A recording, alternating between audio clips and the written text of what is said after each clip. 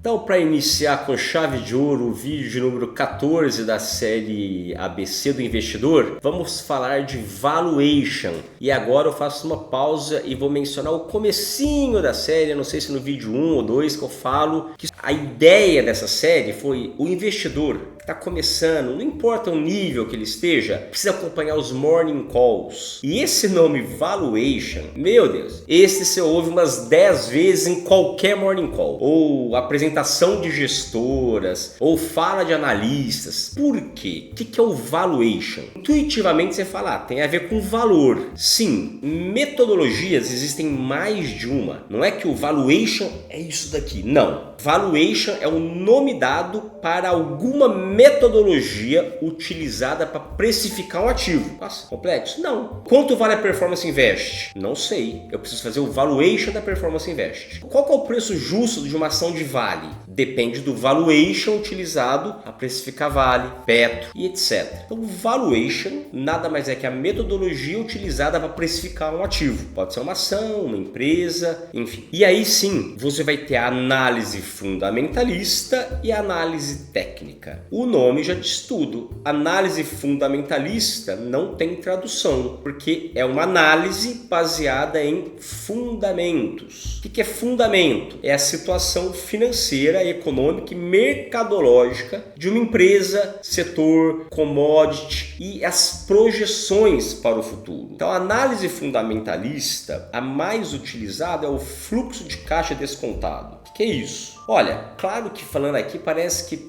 eu vou aprender a fazer esse negócio. Não, não vai. Você pode aprender, mas eu te garanto que é osso duro de roer. Por quê? Cada setor tem uma técnica diferenciada. Imagina a construção, tem o chamado VGV, Valor Geral de Venda. Banco, por natureza, trabalha com capital de terceiro. Vai uma empresa qualquer trabalhar com a alavancagem do banco, ela está quebrada antes de começar. Varejo é similar à construção ali. Eu até esqueci o nome, é VGV, Valor Geral de Venda, e o varejo tem uma similar para o valor das mercadorias vendidas. O varejo tem também crescimento considerando as mesmas lojas, crescimento em número de loja. A indústria é um bicho completamente diferente de varejo e de bancos, etc. Então isso é extremamente complexo. Mas, o que é o fluxo de caixa descontado? Você vai ver assim, qual que é o custo dessa empresa, qual que é o CAPEX,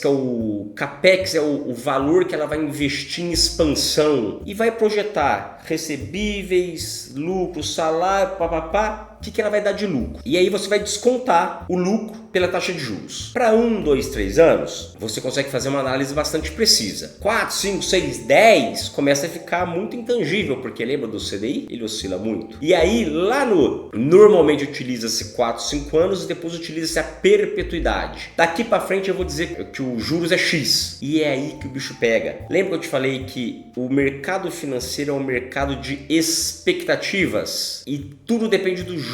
Para curto prazo você precifica bem, para longo prazo mal, e você ainda utiliza aquilo para o infinito. Então qualquer mexidinha nesses juros do infinito faz uma tremenda diferença no valor presente. Então o fluxo de caixa descontado nada mais é do que você pegar o lucro da empresa e trazer para valor presente, descontando pelo juro básico da economia e ou o juro projetado. E ou não. No curto prazo o juro, a taxa CDI e Selic. No longo, aquele futuro, lembra do mercado futuro? De juros que é negociado em bolsa, ou a curva de juros que eu tanto insisti anteriormente em alguns vídeos aqui da série. Pares e múltiplos também são termos que vocês vão ouvir falar muito nesses calls, nesses analistas falando de preço de ação. Eu até cito alguns indicadores aqui, vamos falar daqui a pouquinho. O que é um par ou múltiplo? Eu vou comparar Itaú com o Bradesco com o Banco do Brasil. Eu não vou comparar o Itaú com a Petrobras. Qual o sentido?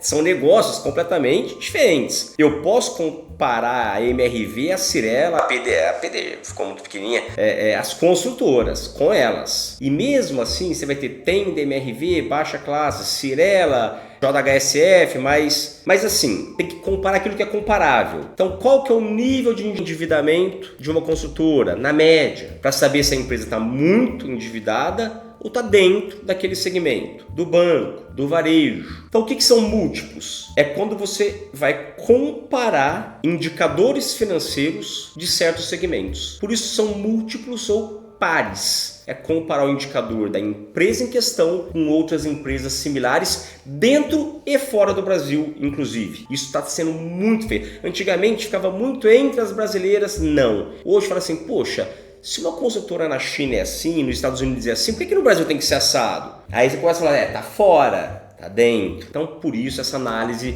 de métricas de empresas similares dentro e fora do país. E aí, os múltiplos fundamentalistas são indicadores extraídos das informações financeiras, ou seja, do balanço das empresas, e baseiam-se na relação entre valor de mercado e determinadas métricas como lucro, receita, preço-lucro, endividamento, o PL, enfim, quem tem mais prática no mercado fala qual é o PL dessa empresa, qual é o preço sobre o lucro. É um dos mais utilizados, o Earning Value EV sobre EBITDA, que EBITDA por si só, EBITDA, aqui ó, tá aqui ó, essa siglazinha aqui, é a geração de caixa. Então isso aqui é uma coisa em inglês, mas que nada mais significa do que o lucro antes de impostos, taxas, depreciação e amortização. Isso lê geração de caixa, porque às vezes a empresa está endividada, então ela dá prejuízo. Ela está gerando caixa, mas o juro que ela paga pela dívida é tão alta que aí na hora que você olha o balanço, ela deu prejuízo, mas ela gerou caixa. Se ela reduzir esse endividamento, ela começa a dar lucro. Então o mercado avalia tudo isso. E aí você vai ter indicadores de liquidez. Poxa, eu tenho uma dívida grande, mas que vence daqui 10 anos. Tá tudo certo, obrigado. Eu tenho uma dívida grande vencendo o ano que vem, o gato subiu no telhado. Será que vai quebrar essa empresa? Ou ela vai ter que lançar ação e captar mais dinheiro, ou tomar dinheiro emprestado. Então,